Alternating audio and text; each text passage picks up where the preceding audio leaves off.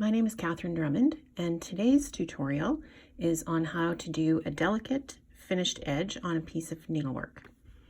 If you can see here, there's a very delicate edging on these two needle books, and this is the technique that I'm going to demonstrate. So in order to do this technique, you're going to need to collect a few things. The first thing you'll need is a piece of needlework that you want to finish in this way. I'm going to give an edge to this little piece here. This piece has been worked on 32 count fabric, so the instructions that I give you today will be specific to that. But you can adjust the weight of the threads that you use and the size of the needle that you use for the type of fabric that you've worked on. You'll also need some pearl cotton. This is number 12 pearl cotton in the color B5200. The brand is DMC. It's the same color that I've used for all the stitching here, which has been done in number 8 pearl cotton. Today I'm also going to use this color of number 12 pearl cotton. It's color number 3753, which is a blue that's close to the color of my fabric. There are 2 steps to the stitching of this edge, and I'm going to use the blue for the first step and the white for the second step. If you want, you can use the same color for both steps.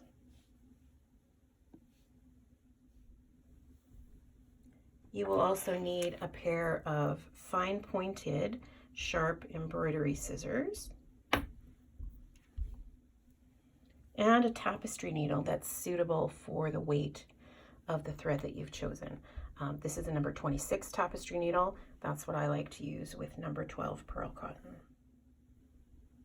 The first thing that you want to do is decide how far outside of your stitching you want your border to be.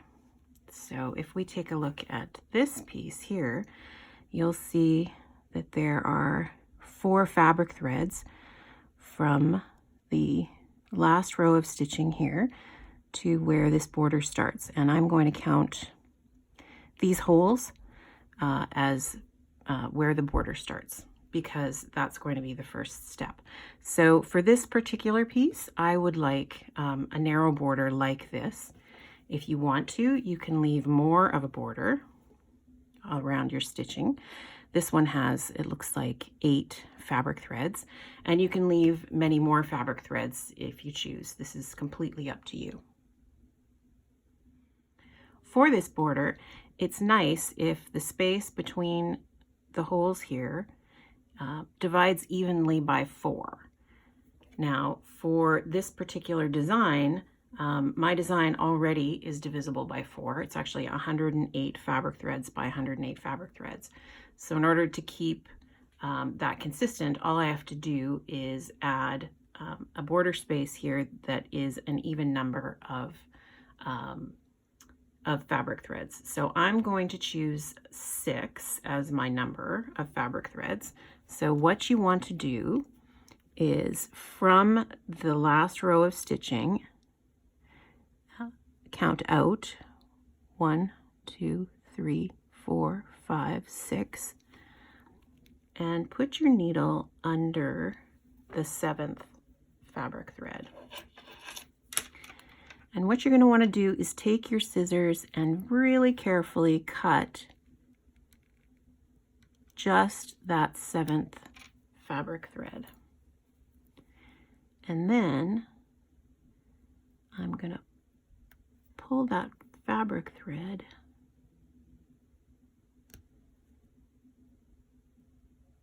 right out.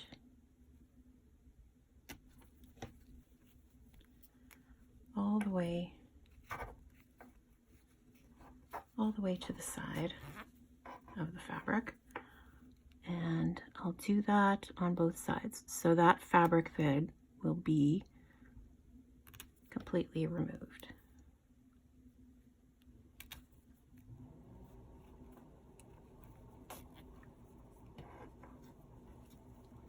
As you can see, there's like a channel here where that one fabric thread has been removed. So now what I want to do is I want to clip the next fabric thread out. So that would have been the 8th one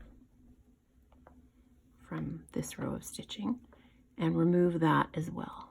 And this one is going to come out easier because it's got more room.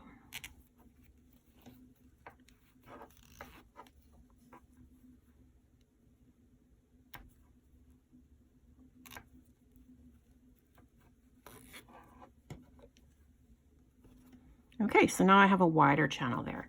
Now I want to do exactly the same thing on these 3 other sides. I'm going to count out 6 and remove the 7th and 8th fabric threads. Okay, as you can see, I have removed 2 fabric threads on each side, and I've left a border of 6 fabric threads in between the stitching and these fabric threads that have been removed. Now what I want to do is I'll choose a side here and I'll count out 4 more fabric threads, 1, 2, 3, 4, and remove the 5th one.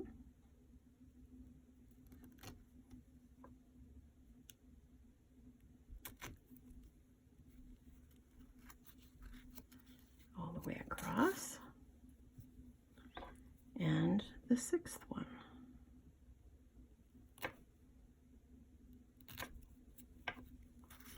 All the way across. And as before, I'm going to do that on the other 3 sides as well. Now, over this area where I have 2 rows of withdrawn threads with fabric left in between, I'm going to stitch a stitch called the half 4-sided stitch.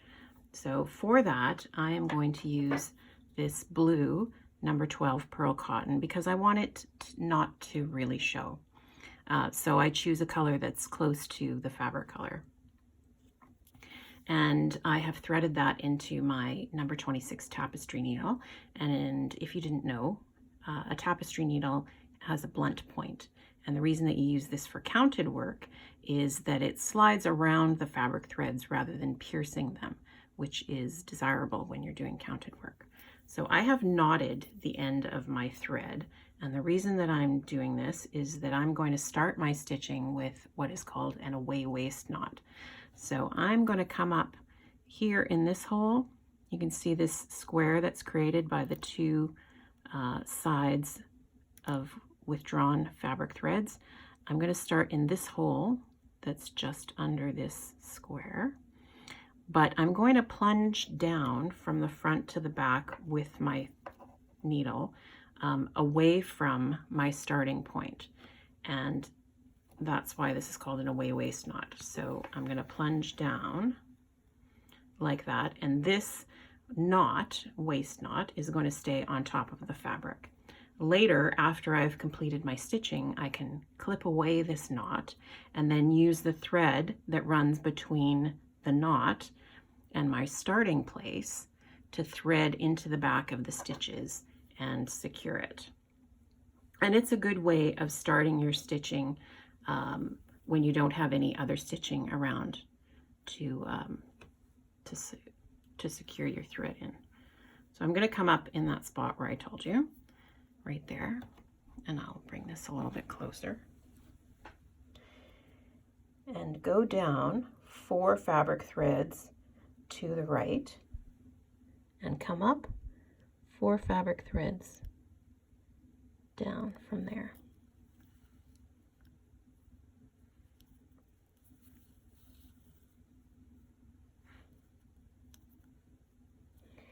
And this half 4-sided stitch is a pulled stitch, so you're going to pull this whenever your needle is on top of the fabric.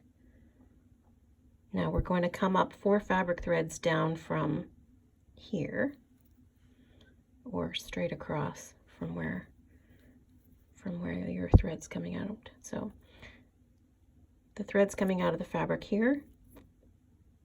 I'm going to go down 4 fabric threads up and back up 4 fabric threads across the diagonal from there, if that's clear, and then we're going to pull to bring those fabric threads together. And then it's just those 2 stitches all the way around. So like this, and up here.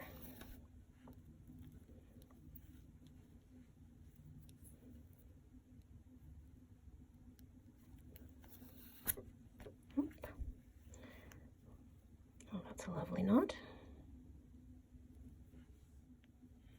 So as you can see, I have reached the corner here, and I'm just going to complete this stitch.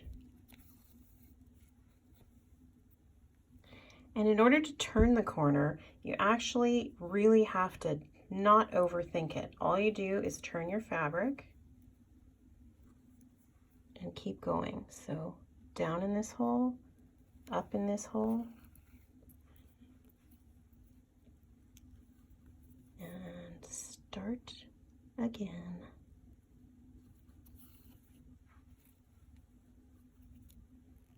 And as you can see, pulling those stitches has opened up these pretty holes along the edge, and that's going to give this edging that delicate lacy look. As you can see, I've completed the half 4-sided stitch all the way around, but I still have this waist knot on top of the fabric, and I left it there because I wanted to show you what I meant. So we can just snip off that knot and then flip over the fabric, and then you see you've got this thread that you can now finish in the back of your stitches. So I'm just going to thread that onto my tapestry needle. And I already stitched over this thread a few times, it looks like. But what I like to do with big stitches like these ones is to go under a few stitches and then go under the last one again and a couple more. And do that at least twice.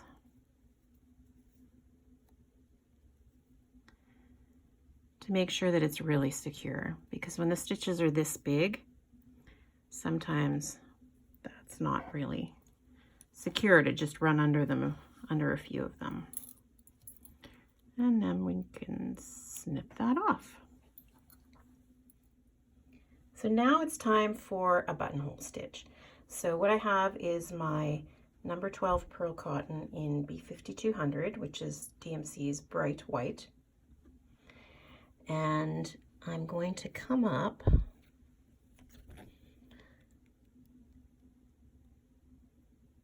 in one of these spaces on the outside row of the withdrawn threads. And I have again used an away waist knot. So you can see on the back, I plunged from the front to the back and then carried across here, and I'm going to use this thread later to secure in the back.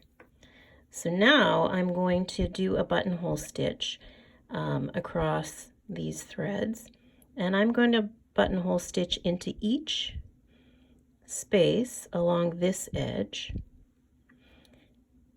once, but 4 buttonhole stitches are going to go into each of these. So I came up in this space, I'm going to go down here and come up here and make sure that I'm coming up on top of my working thread. So that's 1, 2, make sure that your needle is coming up on top of your working thread. That's what gives you this little sort of beaded edge along the top, along one side of your buttonhole stitch. 3 and 4.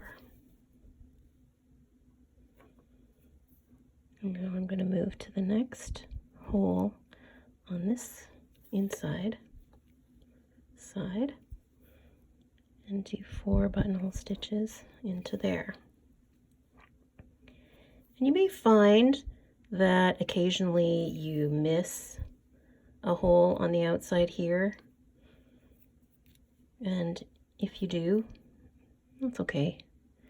No one will really notice. You'll just have one of these spaces here will have 3 stitches in it instead of 4.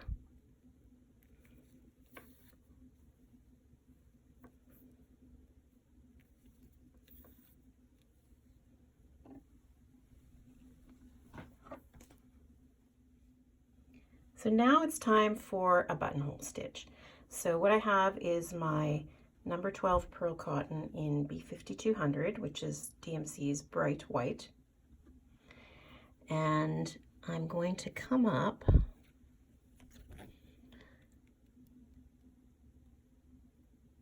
in one of these spaces on the outside row of the withdrawn threads. And I have again used an away waist knot, so you can see on the back I plunged from the front to the back and then carried across here, and I'm going to use this thread later to secure in the back. So now I'm going to do a buttonhole stitch across these threads, and I'm going to buttonhole stitch into each space along this edge once, but 4 buttonhole stitches are going to go into each of these. So I came up in this space, I'm going to go down here and come up here and make sure that I'm coming up on top of my working thread. So that's 1, 2, make sure that your needle is coming up on top of your working thread. That's what gives you this little sort of beaded edge along the top, along one side of your buttonhole stitch. 3 and 4. And now I'm going to move to the next hole on this inside side and do 4 buttonhole stitches into there. And you may find that occasionally you miss a hole on the outside here, and if you do, that's okay. No one will really notice. You'll just have one of these spaces here will have 3 stitches in it instead of 4.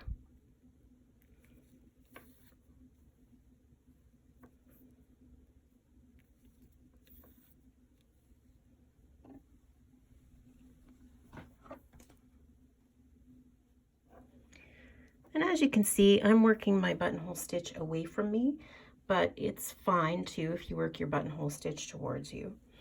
And when you get to the corner, you're going to have quite a few stitches in this one hole in the corner, because you're going to want to go into every space along here and every space along here.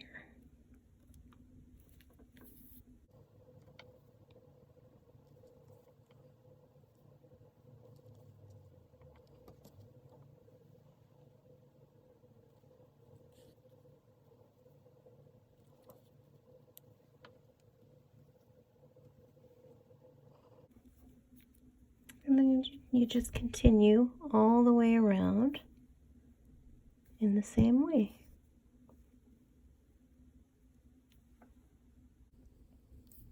Okay, as you can see, I am almost done my buttonhole stitch here. I just have a few more stitches to go, but I wanted to show you how to do the very last stitch.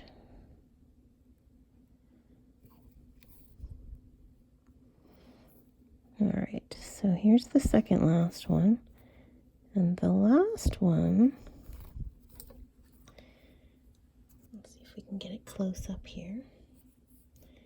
You just slide under the little bar that was created when you came up for the first stitch, and then go down into the hole, and there you go. It's an invisible join. Actually, this is going to look better if it goes down into this hole here. So there we go. It's an invisible join, and all we have to do is finish off the threads in the back of the work. Okay, the buttonhole stitch is all finished. Now all we need to do is cut the piece out all the way around. So as you can see, there's this nice channel created by the threads that were drawn out, and that makes it really easy to do the cutting. So we're just going to slip our scissors in. It's good to have a really good pair of sharp, fine-pointed scissors for all of this work. And this is a lovely pair.